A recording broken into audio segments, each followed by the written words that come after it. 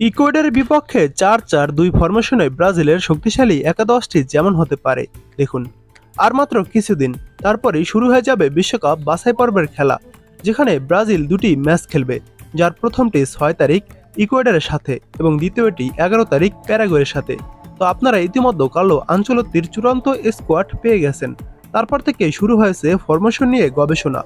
তো চলুন আমরা একটু আলোচনা করি ইকুয়েডরের বিপক্ষে কেমন হতে পারে ব্রাজিলের লাইন আপ বা ফরমেশন। এই মুহূর্তে আমরা জাস্ট ইকুয়েডরের বিপক্ষের ম্যাচের স্টার্টিং একাদশ নিয়ে কথা বলবো।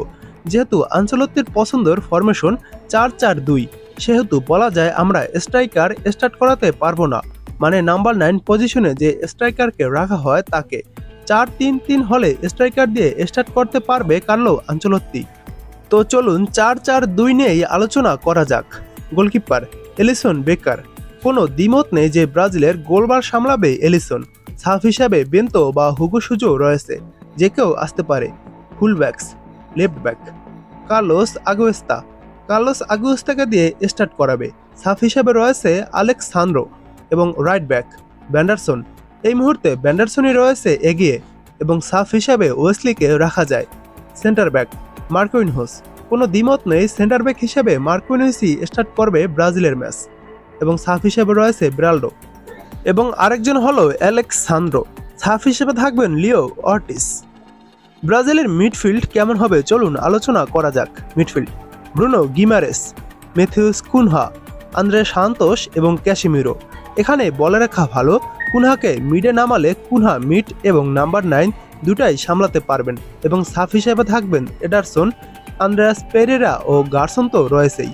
আনচেলত্তির ফরমেশন যদি ৪-৪-২ হয় তাহলে ব্রাজিলের মিড লাগবে টোটাল ৮টা, যদি আমরা প্রতিটি পজিশনের সাব খুঁজি তবে।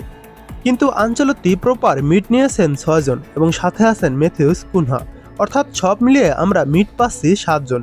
সেই হিসেবে যদি পজিশন অনুযায়ী চিন্তা করি তাহলে একটা পজিশন ফাঁকা থেকে যায়, কিন্তু সেটা আসলে মোটেও সমস্যা না, কারণ আমাদের যথেষ্ট অপশন আছে। মিড তো আর সবাইকে সাব হিসাবে ব্যবহার করবে না, একজন বা দুজনকে সর্বোচ্চ সাব করাতে পারে, সেই হিসেবে একদম ঠিকঠাক আছে। কুনহা বা আন্দ্রে সান্তোসকে তুলে পেরেরাকে ব্যবহার করা যাবে, আর যদি মিড তুলে রিসার্লিসনকে নামায় তাহলে ফরমেশন ৪-৪-২ থেকে সুইচ করে ৪-৩-৩ হয়ে যাবে। আক্রমণ ভাগে কারা থাকবে চলুন দেখে নেই। লেফট উইং বিনির সাব হিসেবে থাকবেন গ্যাব্রিয়েল মার্টিনেল্লি।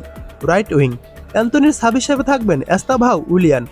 ইকুয়েডরের বিপক্ষে রাফিনিয়াকে পাওয়া যাবে না, হলুদ কার্ড জনিত সমস্যায় তিনি এক ম্যাচ নিষিদ্ধ থাকবেন। ৪-৪-২ এর জন্য বেস্ট একাদশ বলা যেতে পারে এটি একান্তই আমার ব্যক্তিগত মতামত। রাফিনিয়া এক ম্যাচ নিষিদ্ধ, তাই রাফিনিয়াকে রাখা হয়নি। দানিলোর প্রয়োজন আছে বলে আমার মনে হয় না। সবার মতামত এক হবে না, এটাই স্বাভাবিক। সো আপনারা আপনাদের মতামত কমেন্ট করে জানিয়ে দিন যে কেমন হতে পারে ইকুয়েডরের বিপক্ষে ব্রাজিলের ফরমেশন।